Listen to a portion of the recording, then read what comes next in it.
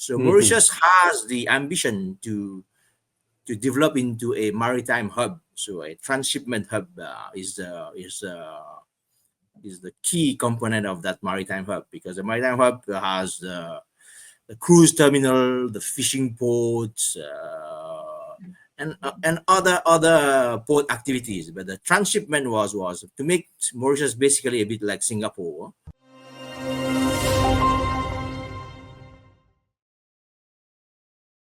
Hello and welcome to the gist on Strat News Global.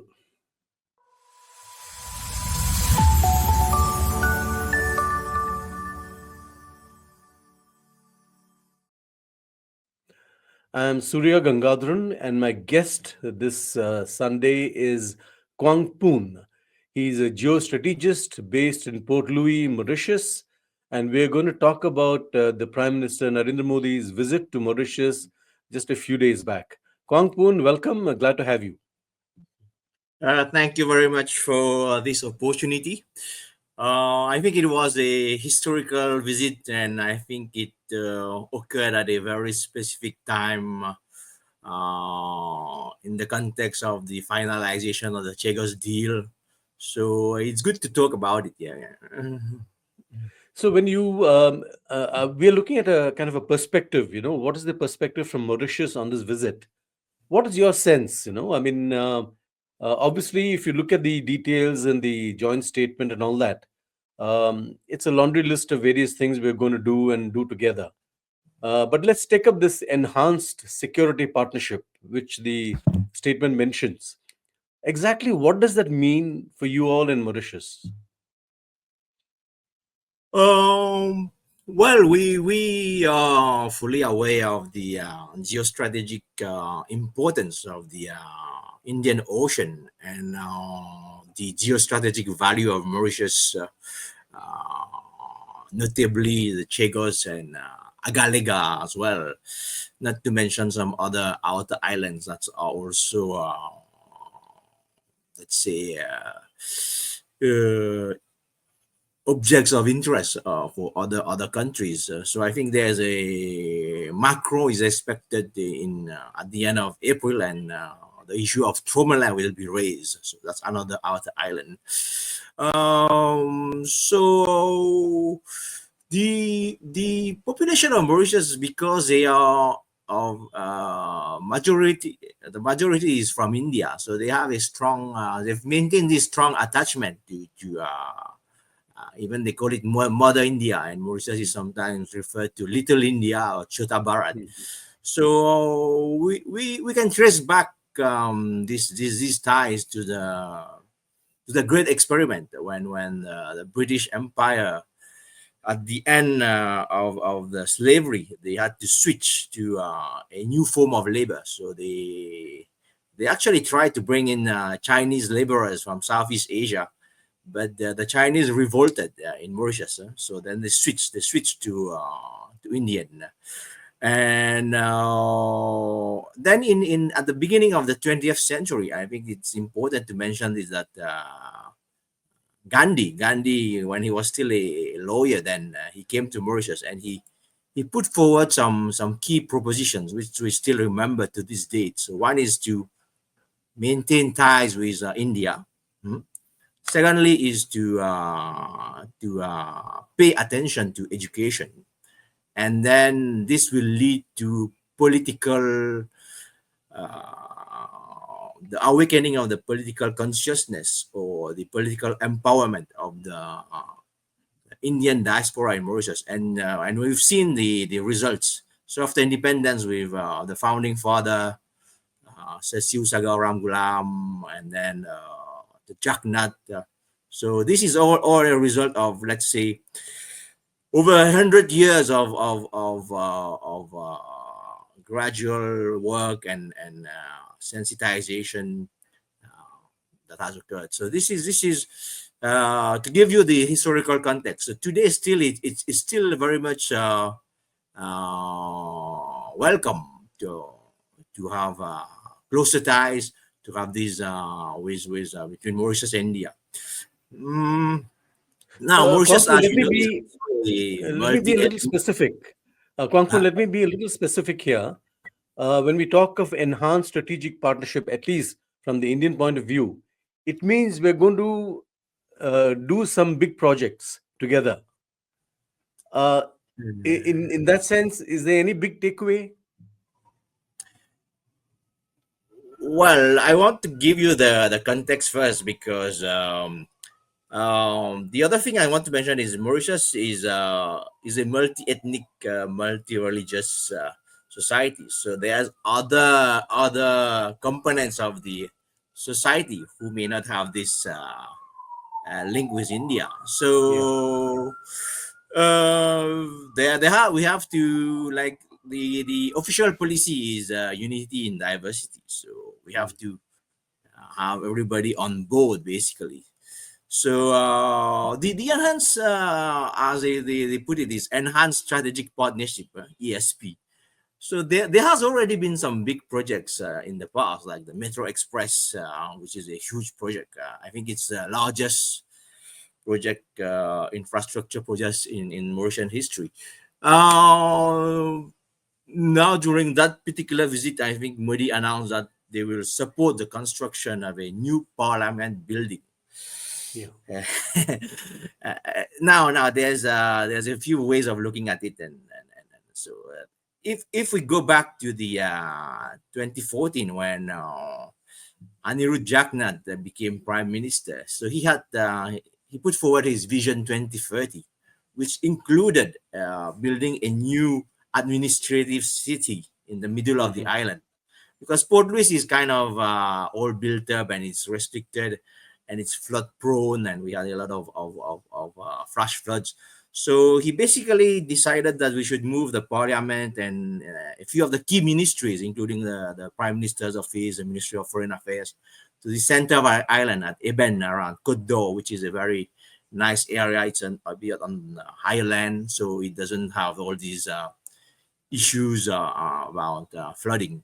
So Mhm. it was quite a big project, but then there was some negotiation regarding uh,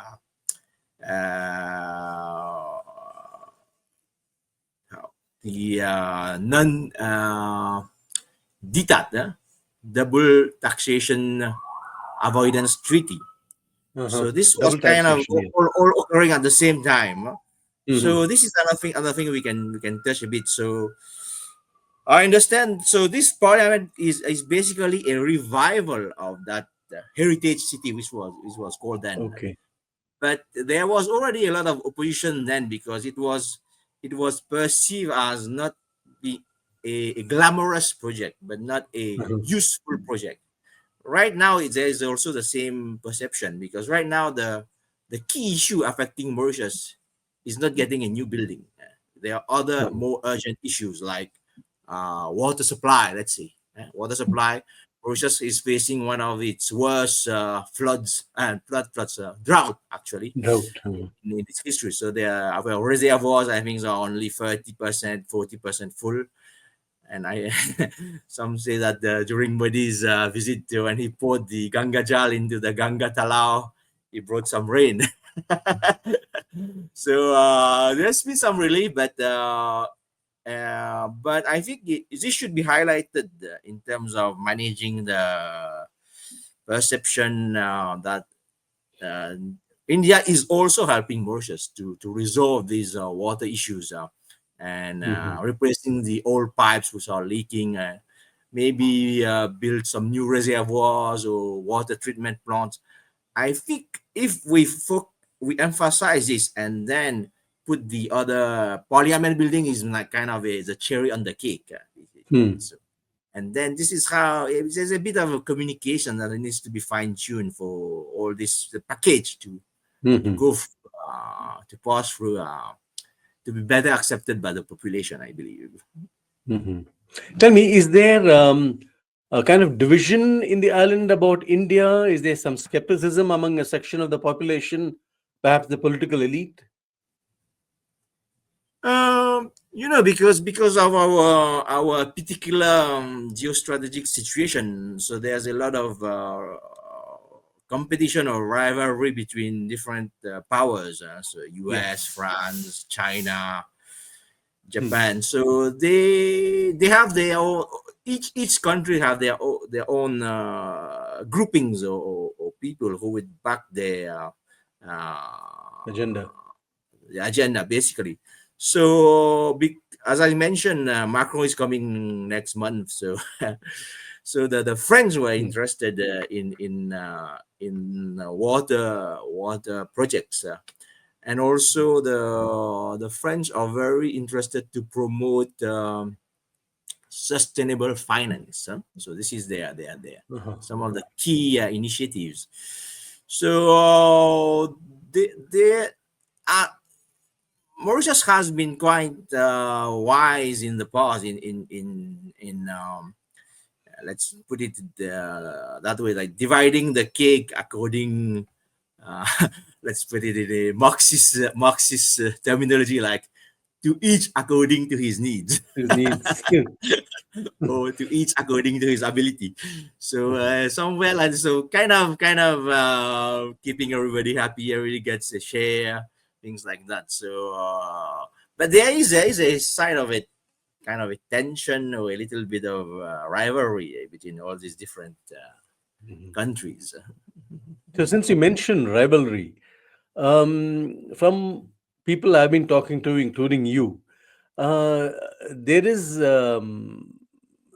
there appears to be a lot of interest in Mauritius, given its location. You mentioned it a little earlier, and from the Americans, obviously from the French, since Macron is also coming there, and they have an old interest there, being a francophone territory.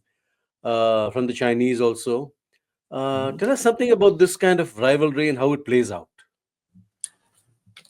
Mm, oh, well, let's take the India China rivalry, because that's Okay, great, great. because China had this Belt and Road Initiative, or the Yeah, Maritime Silk Road. So as you know, Mauritius, I think, is the only African country which has not joined yeah, formally joined mm, the Belt and Road Initiative from China. And we all know that that's because India expressed some concerns about this, specifically because of CPEC, the China-Pakistan yeah, Economic Corridor, passing through the disputed area in Kashmir. And also, India has always viewed the Indian Ocean as its primary sphere of influence. So basically, India wants to have to be I think the terminology is a net security provider in the region. yeah, So that's the context on this. Now it's interesting because now we see that with the new U.S. administration, with the Trump coming into power, with its ultra protectionist approach, raising tariffs left, right, and center. I think now, if I take the point of view of India, India might have to do a little bit of rebalancing, yeah, so mm, it cannot put rely because now Trump, we it's hard to predict what his next move is gonna be. So I think the talks are ongoing between China and India. There's been a little bit of a warm up since the Galvan incident in 2020.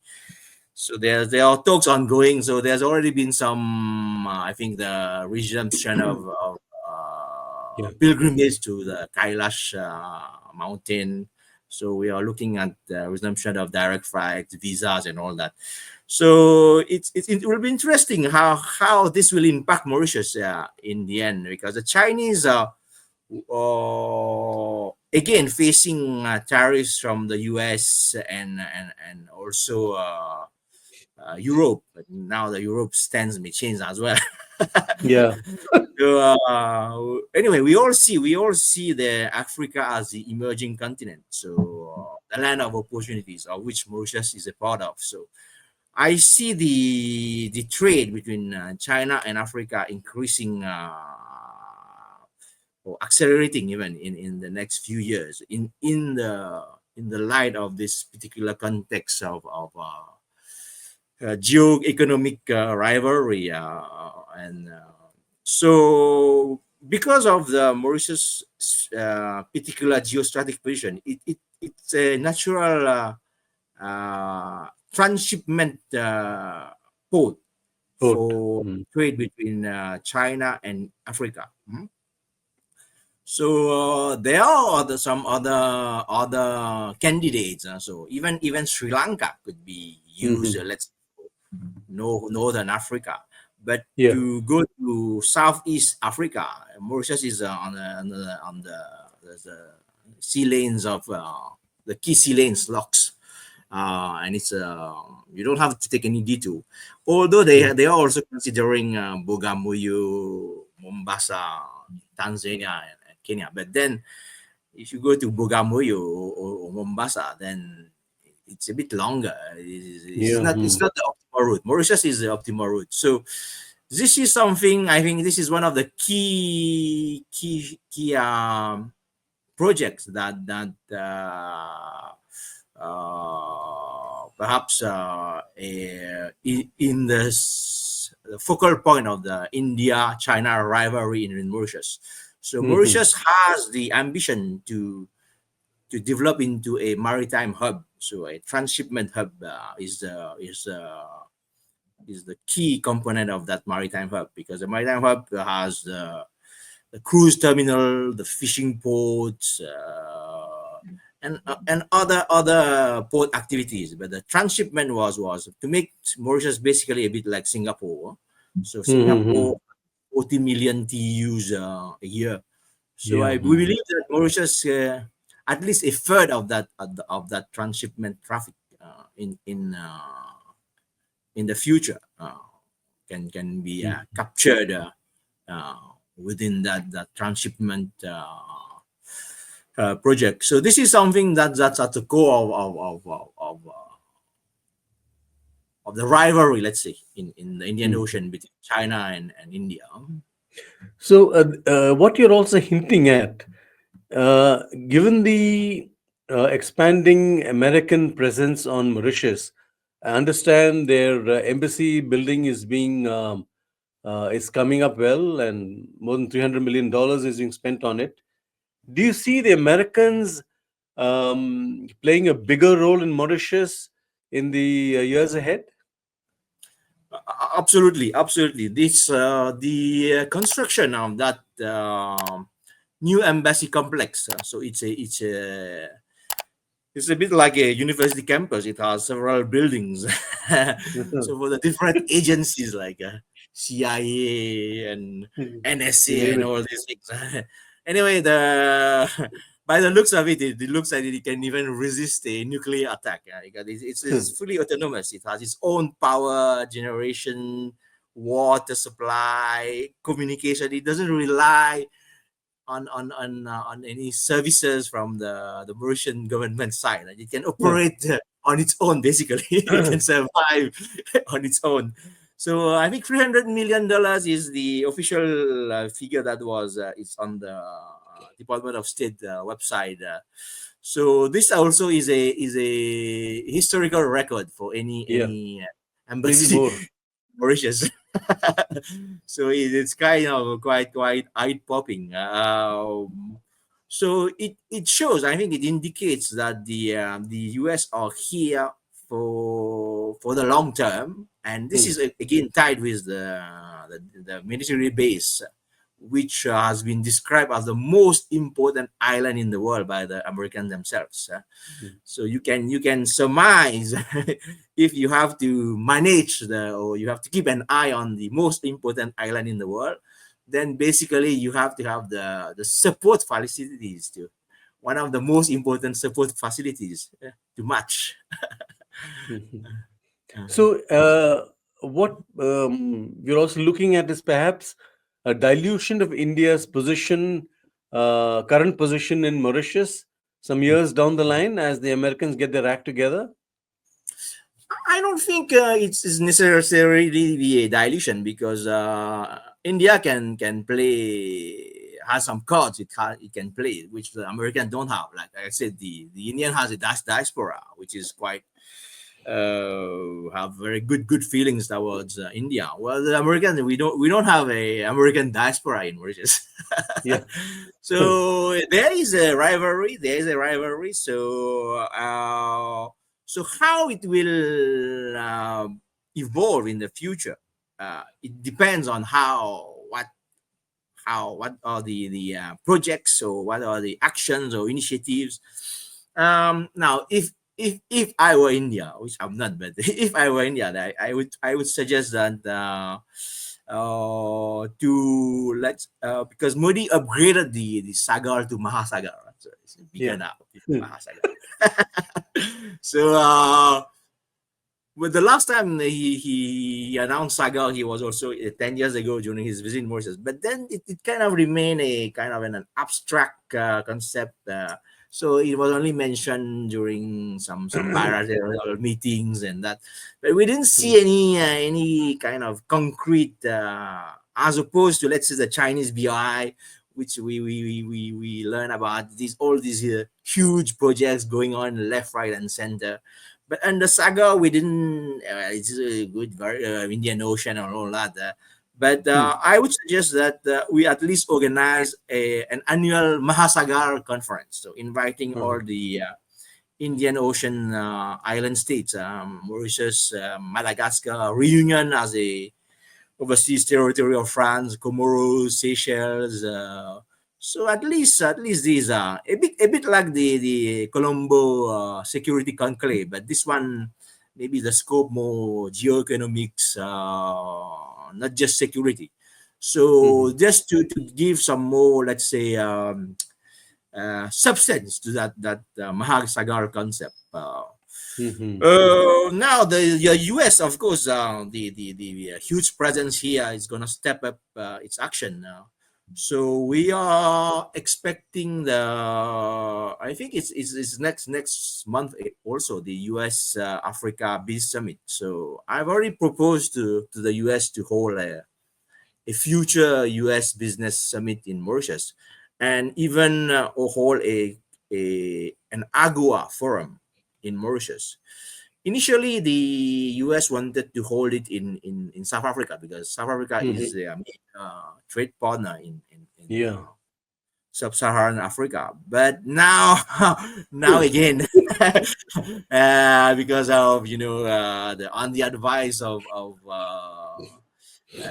Elon Musk about some of the land grab, Yeah. alleged grab, that South Africa is doing at the expense of the white South Africans, which of course President Ramaphosa has refuted. So the relationship between US and South Africa is a little soured up. So, but Mauritius, we are ready to host this AGOA forum, which is also important to us because we still have a niche manufacturing sector, which is high-end textile, which is then Mhm. exported to high-end markets like Europe and And the US. US. Yeah. Mhm. Tell me, the US Africa Command, I understand, is presently based somewhere in Germany. Are they exploring the possibility of perhaps moving it closer to mainland Africa, maybe even Mauritius? Oh, I think it depends on how things evolve. So, as you know, the U.S. Main focus is China. So they Yeah. want to remain the top dog in the world, and they see the rise of China, which is closing in and breathing down their neck as as an urgent issue. So, if the Chinese starts to have more naval assets patrolling in uh, the Indian Ocean, I think this will force, or it will motivate the US to step up its presence. So already we have the Cutlass Express. So the US Yeah. have an annual naval exercise with all the Indian Ocean, Southwest Indian Ocean rim countries. So Whether it will evolve into that, it certainly can. Yeah, there is a potential, but it all will depend on what China does, or even maybe what India does. Because once India becomes also number two or number three in the world, then then the US might not might shift its approach to India as well. Mhm. There is an alphabet soup of regional organizations. You have IORA, which India sponsored. There's also the Indian Ocean Commission. Do you see India making? Do you think it works for India to work with smaller groups like this Indian Ocean Commission rather than IORA, which is pretty big and rather, some say lacks direction? Well, the Indian Ocean Commission is the agenda of the IOC is mostly dominated by the European Union, which is Yeah, the main source of funding. So, in terms of perhaps having a closer relationship between China, India, and let's say France, for example, since Macron is coming here, then the yeah, IOC might be a good platform to explore the reinforcement of those ties and other cooperative projects. So I already said that the EU and France is they are focusing on sustainability. So green economy, circular economy, and green financing. So if there's a convergence of views there, then perhaps there's a scope or possibility for cooperation. Now the IORA is quite big, so it's from Australia, Indonesia, yeah, this Pakistan. So as you know, just India, let's say India is in the quad with Australia, but then is in the rival with Pakistan. So it's kind of a bit harder to get everybody on the same page. yeah, But again, because they are all these rim countries, so and the Indian Ocean is the playground or the ring where the match is taking place. So there has to be a level of engagement for sure. But sometimes you like the person, or you don't like the person. You like the country. You don't like the country. Is secondary. But yeah. as long as you can work with it on a specific project, so we have to be pragmatic. So Mhm. So, last question, Kwang Poon. This visit by India is over. You're on the threshold of another major visit by the French president. How does Mauritius see itself, in relation to big powers? What is its? How does it see this its position, given that so many of these countries around are quoting it? um, I think we are kind of used to it because throughout our history we've been always been the object of desire of these big powers. So during the heyday of the East India Company, during the day of the sail ships, so the biggest rivalry was between England and France, or the Yeah, British Empire and the French Empire, to yeah, be a historical reference. So today this rivalry is now changed to U.S. and China, with India as a potential important player which can shift the balance one way or the other. So we've always been able to leverage this rivalry to our advantage. So when mhm, right after independence in the 70s, so one of the emerging sectors we try to develop is tourism. So at that time, both China and India were not as developed as they were today. So we had to rely on France. So in the 70s, so we were closer to France and Europe. So for mhm. economic reasons, or to in line with our development priorities. But now, as China and India are emerging, and even Africa is emerging, so we are also looking east and looking west. Because- Mm. so it all depends on where the world is going, and Mauritius has been smart enough to extract as a rational player, as we say in international relations, to optimize its benefits by leveraging all these relations with big powers. Mm. Very interesting. Kwang Poon, I think we will have to revisit this discussion after President Macron's visit. And Oh, I sure. think that should provide very, very interesting perspectives from your side. Thank you Thank you very so much much. for thank you so much for sparing time to talk to us, and looking forward to more conversations going forward. Thank you very much. It was a pleasure. Kwang Poon, thanks very much, and good day. Good That's all day. we Bye have for bye. you on this broadcast. Do subscribe to our YouTube channel, follow us on social media. Thank you very much. Good day.